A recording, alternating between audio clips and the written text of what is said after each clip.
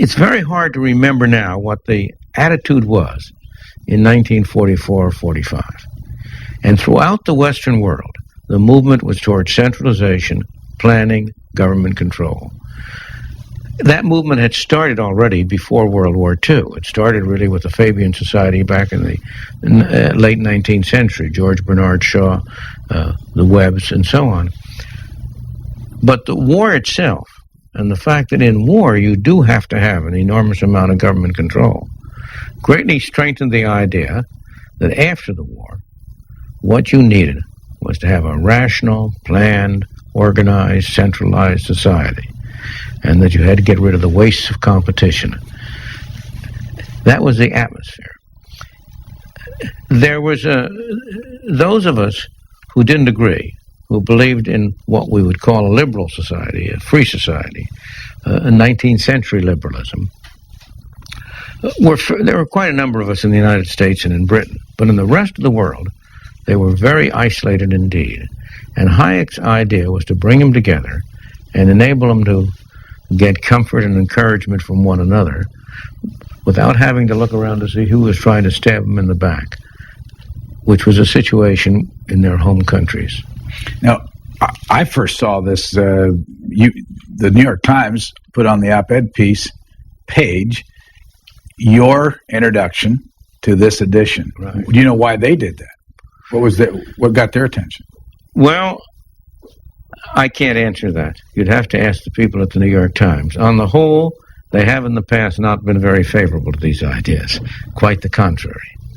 But they've been changing. And about 2 or 3 years ago, they've turned down many an op-ed piece from me, which I've subsequently published in the Wall Street Journal or somewhere else. But a couple of years ago, they did publish an op-ed piece from me about the situation after the fall of the Berlin Wall, in which my thesis was a very simple one. Everybody agrees, as a result of the experience in the West, that socialism has been a failure.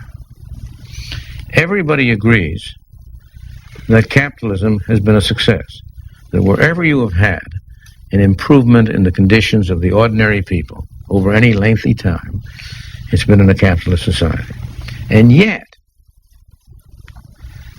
everybody is extending socialism. After the fall of the Berlin Wall, there were no summits in Washington about how we cut down government. The lesson from the fall of the Berlin Wall was that we have too extensive a government, we ought to cut it down. And everybody agrees. But yet, wherever you go, we have to extend socialism. The summit in Washington was about how you enable government to get more revenue in order for government to be more important, which is exactly the opposite. So, socialism is guides our behavior in strict contrast to what we believe to be the facts of the world. Let me ask you just a little more about Friedrich. Sure. Hayek. Friedrich Hayek. Who was he? Fritz Hayek was an economist. He was born in Vienna. He started his professional career in Vienna in the mid-1920s. The late 20s. Some people in Britain at the London School of Economics were very greatly impressed with the book he had written and with the work he had done, and they invited him to come to the London School. At a relatively young age, he became a professor at the London School of Economics. He spent the 30s and most of the 40s there. Early in the 1950s, he left London and came to the University of Chicago, where he was a professor for about 10 years. And then he went back to Germany, indeed. He essentially retired to the University of Freiburg in Germany. How long has he been dead? He's been dead, about 2 years now, I think. He lived to be 90, and he has published there's an enormous list of books and articles and so on he has published. The Road to Serfdom, the one we're showing here, was a sort of a manifesto and a call to arms to prevent the accumulation of a totalitarian state to point out. One of the interesting things about that book is whom it's dedicated to.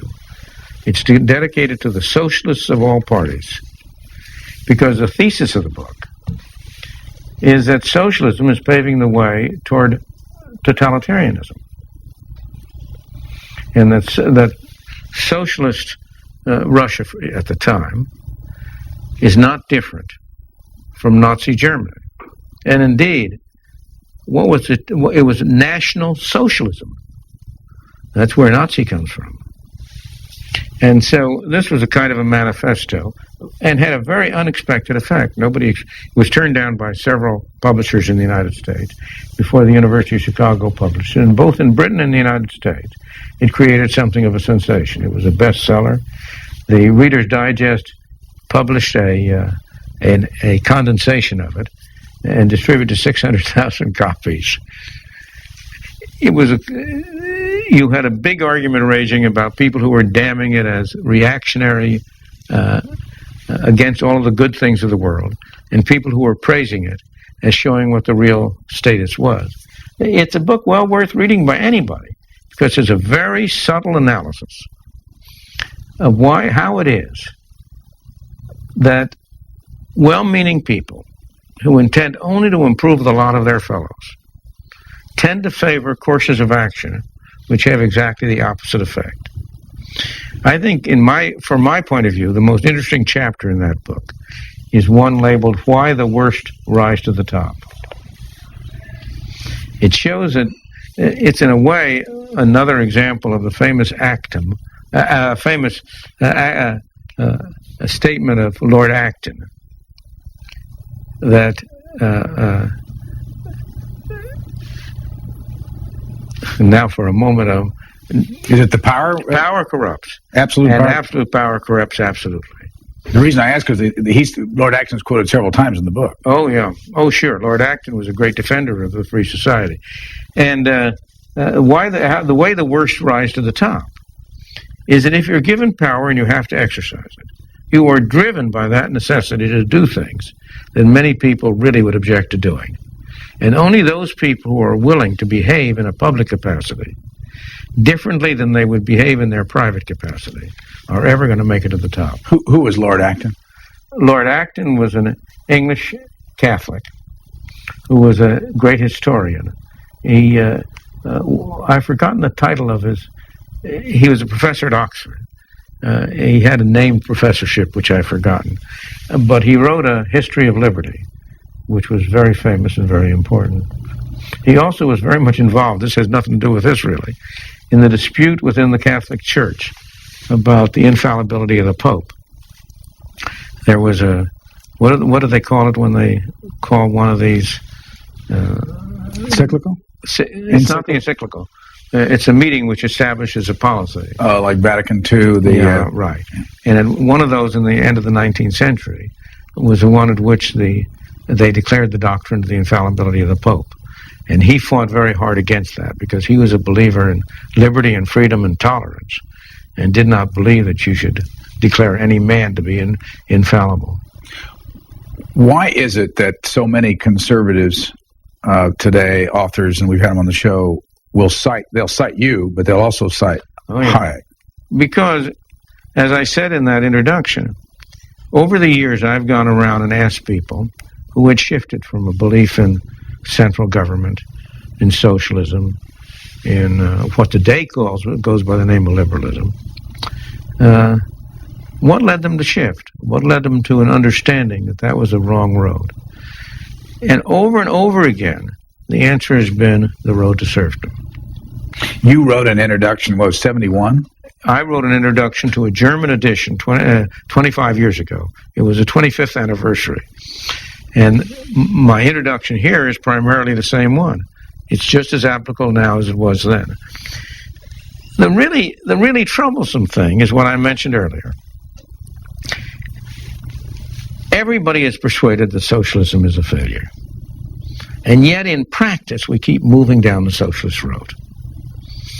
When Hayek's book was published in 1944, or let's take not 44, but take 46 or 50, just after the end of the war, Government was much smaller in the United States than it is today. If I remember the numbers, government spending at all levels, federal, state, and local, was about 25% of the national income.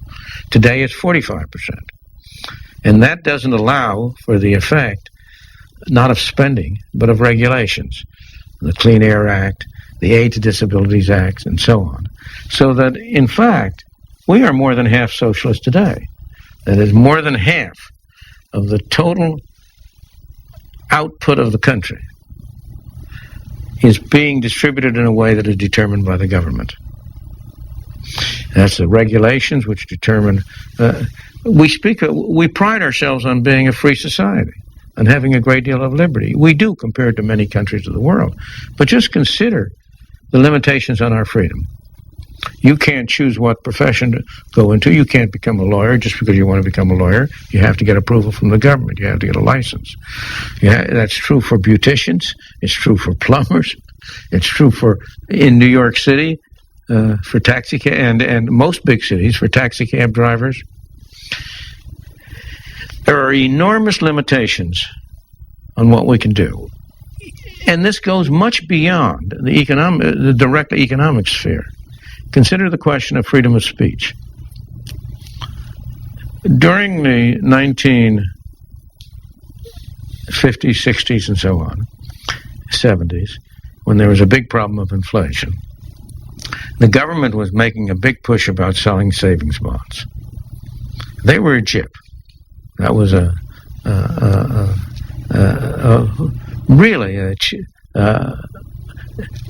amount you paid for the savings bond, you would never get back in purchasing power. If you held a savings bond for 25 years, at the end of the time when you turned it in, and including, not only was the purchasing power, because of inflation, less than it had been, but to add insult to injury, you had to pay a tax on the so-called income from it. And at the same time, leading bankers would join in advertisements in the newspapers telling everybody to buy savings bonds. And I went around and asked bank presidents that I knew why they did that. I asked them first, do you buy savings bonds for yourself? Oh, no. Is it a good investment? No. Why do you tell the public it is? Because the Treasury wouldn't like it if we didn't. They're not free to speak. Do you suppose that well, I know from experience, I happen to be opposed to tenure in universities. But how many academics, the only academics who are free to speak that way are people who have permanent tenure and are on the verge of retirement. If you look at it from that point of view, there are enormous restrictions on what we can do and say, all imposed by the government. And that doesn't count the loss of freedom from the fact that they take money away from hardworking, productive people who are producing this national income and give it to people who are out of work, who are on welfare, or in prisons for that matter. It doesn't include the corruption in our personal property rights that arises through the attempt to prohibit drugs, which has led to tremendous invasions on our liberty. You can have a drug enforcement person come to your door and knock on you because some unknown person has said you're dealing with drugs. And there are many absolutely heartbreaking cases of innocent people whose rights have been violated in this way, whose property has been taken away, and who have been unable to regain it. I'm a very old man, and I was graduated from high school in 1928. That's a long time ago. Now, if you look at the situation in 1928, we were much poorer in terms of physical goods.